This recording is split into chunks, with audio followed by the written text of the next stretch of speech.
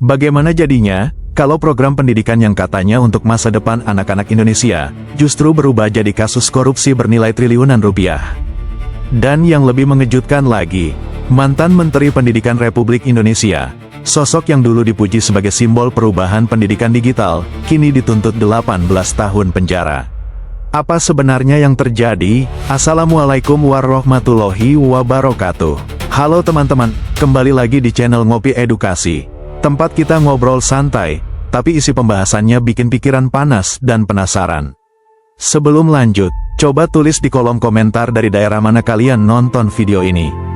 Dan jangan lupa subscribe dulu, karena di channel ini kita bakal membahas isu pendidikan, sosial, dan fenomena yang lagi ramai dengan sudut pandang yang berbeda.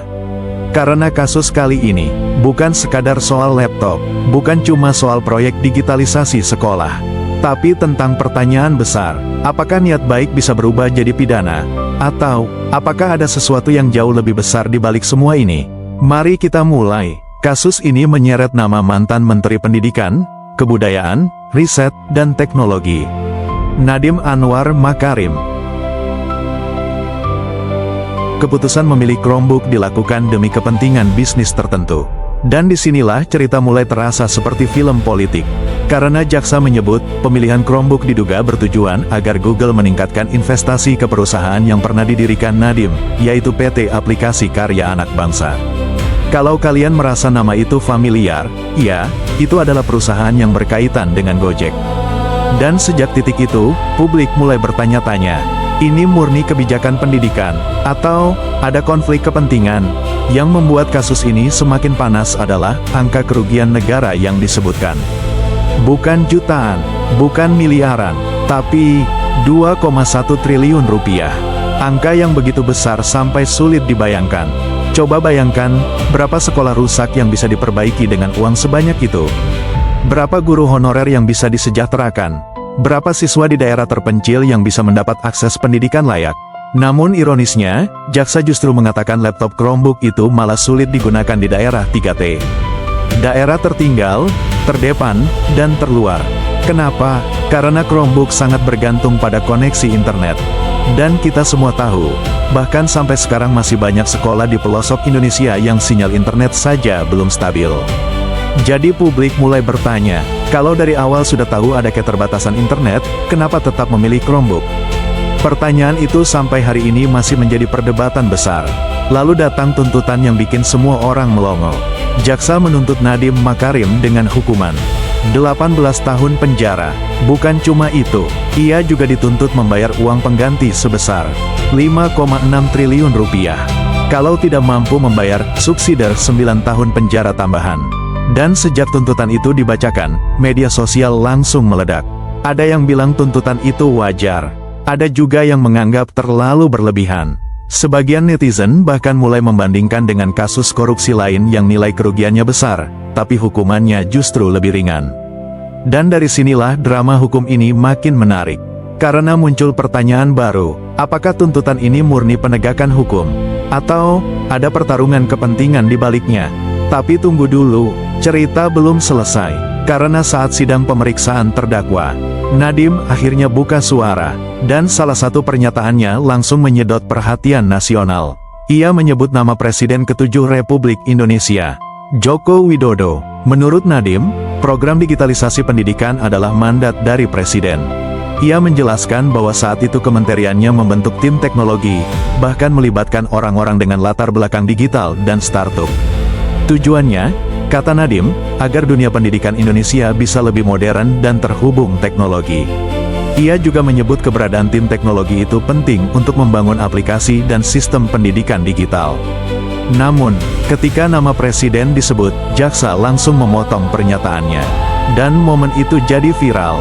Jaksa berkata, mohon jangan mudah membawa nama presiden di dalam persidangan. Kalimat singkat, tapi dampaknya luar biasa. Publik langsung gaduh. Ada yang menganggap Nadiem sedang mencari perlindungan politik. Ada juga yang menilai ia hanya menjelaskan konteks kebijakan saat itu. Dan semakin banyak orang mulai bertanya, apakah sebenarnya kasus ini cuma soal laptop? Atau, ini sudah masuk ke wilayah politik kekuasaan? Yang membuat kasus ini semakin kompleks adalah munculnya pendapat dari para pakar hukum. Salah satu yang paling keras bersuara adalah advokat senior, Todung Mulya Lubis. Todung bahkan menyebut tuntutan 18 tahun terhadap Nadiem sebagai sesuatu yang anomali. Bahkan ia memakai kata yang cukup keras, gila. Menurut Todung, dalam hukum pidana harus ada pembuktian soal niat jahat atau mens rea. Artinya, harus jelas apakah seseorang memang berniat memperkaya diri sendiri atau menyalahgunakan kekuasaan. Dan menurutnya, hal itu belum terlihat terang dalam kasus ini. Nah, disinilah perdebatan besar mulai muncul. Karena ada dua kubu pemikiran. Kubu pertama berkata, kalau kebijakannya salah dan merugikan negara triliunan rupiah, ya tetap harus dihukum.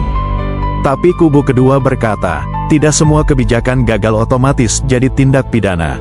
Dan perdebatan ini sebenarnya sangat penting. Karena kalau setiap kebijakan yang gagal langsung dianggap korupsi, maka pejabat publik bisa takut mengambil keputusan. Akibatnya, negara justru berjalan lambat. Namun di sisi lain, kalau semua kesalahan berlindung di balik kata kebijakan, maka korupsi bisa makin sulit disentuh. Jadi, di mana batasnya? Nah, itu yang sekarang sedang diperdebatkan publik Indonesia.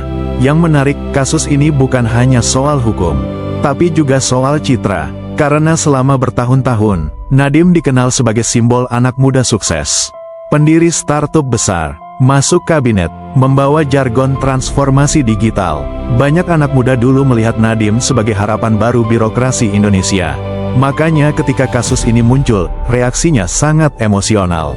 Ada yang kecewa, ada yang membela mati-matian, ada yang bingung harus percaya siapa.